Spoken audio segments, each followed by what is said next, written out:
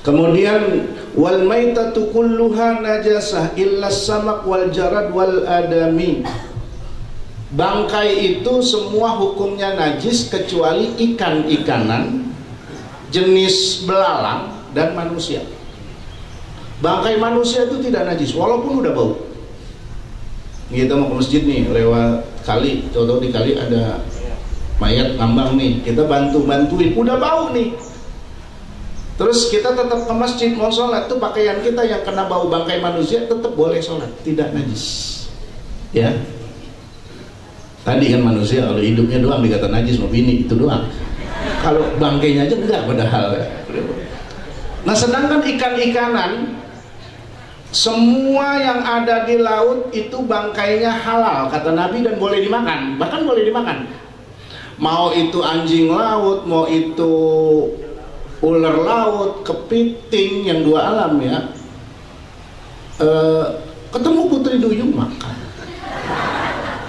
Ketemu Nyi Roro Kidul makan. Karena dia di laut ya. Itu boleh semua. Mau makan dulu kalau di Mesir itu ada Bu, di pasar ikan tuh Pak, suka jual anak hiu. Segede-gede betis kita tuh ya. Itu halal.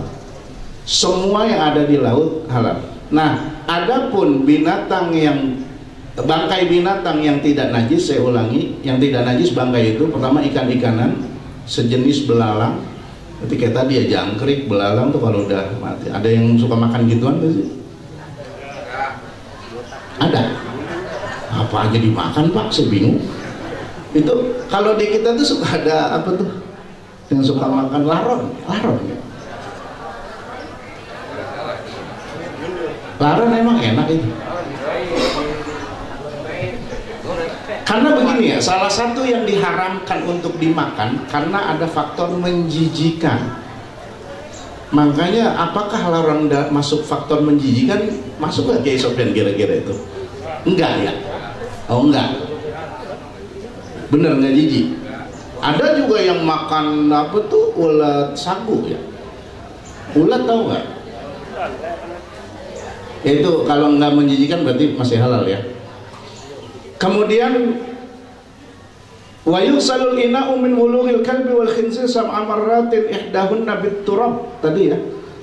Jenis apapun barang kita yang terkena jilatan anjing dan babi, terkena anjing dan babi, maka harus dicuci 7 kali, salah satunya dengan tanah. Tanah ya, ini saya ingatkan dulu, tanah yang asli, bukan yang bercampur pasir. Kalau rasanya kalau rumah-rumah sekarang mah urugannya bukan tanah ya, puing-puing gitu ya. Kalau kejilat anjing dan babi itu harus tanah yang asli, bahkan nggak boleh bercampur pasir. Salah satunya dicuci dengan tanah, mau di awal boleh, di tengah boleh, di akhir boleh, pokoknya salah satunya. Dan memang sudah dibuktikan oleh para ilmuwan bahkan di barat mengatakan bahwa yang namanya liur anjing dan babi itu kumannya tidak bisa hilang dengan deterjen apapun kecuali dengan tanah. Jadi memang hampir 1500 tahun yang lalu Rasulullah bersabda ini memang karena wahyu dan sudah sesuai dengan berdasarkan kebenaran dan ilmu pengetahuan itu. Ada nggak yang pernah megang atau jilat anjing dan babi? Insya Allah kalau kita mah nggak ada ya. Dulu zaman saya kecil kalau ada anjing di kali abang mati dikejar-kejar dulu. Sekarang mah enggak kan, banyak sekali itu. Nah itu pokoknya masuknya najis mughallazah. Kemudian wa yusalu min sa'irin najasati marratan wahidatan. Adapun mencuci najis-najis yang lain cukup 1 kali. Wassalasu afdol, tapi 3 kali afdol.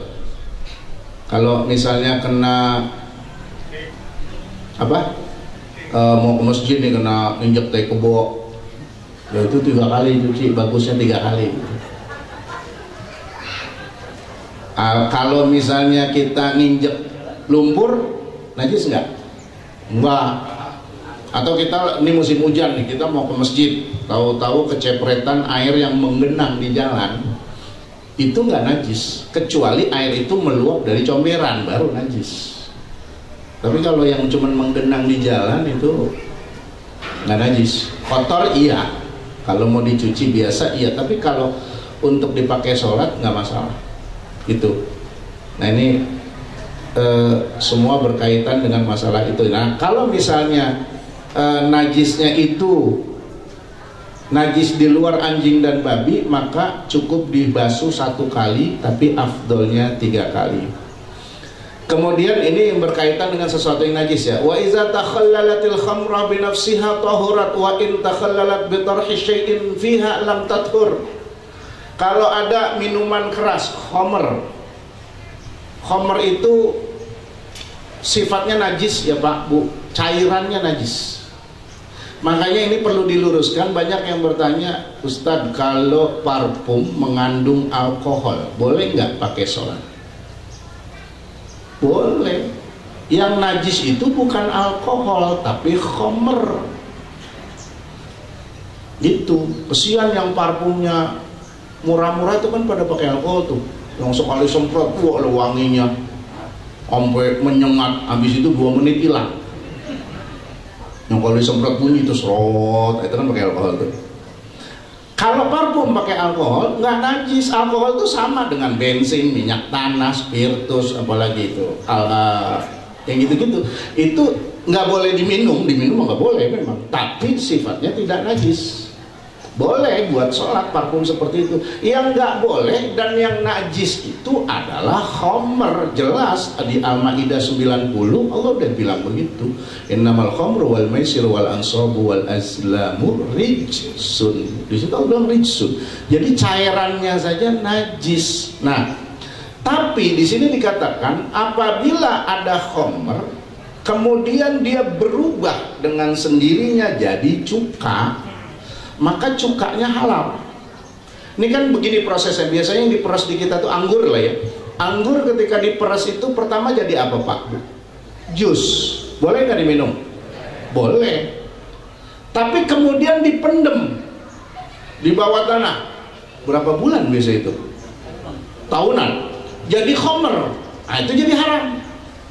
Tapi kalau mendemnya kelamaan, dia akan berubah lagi jadi cuka. Itu halal lagi.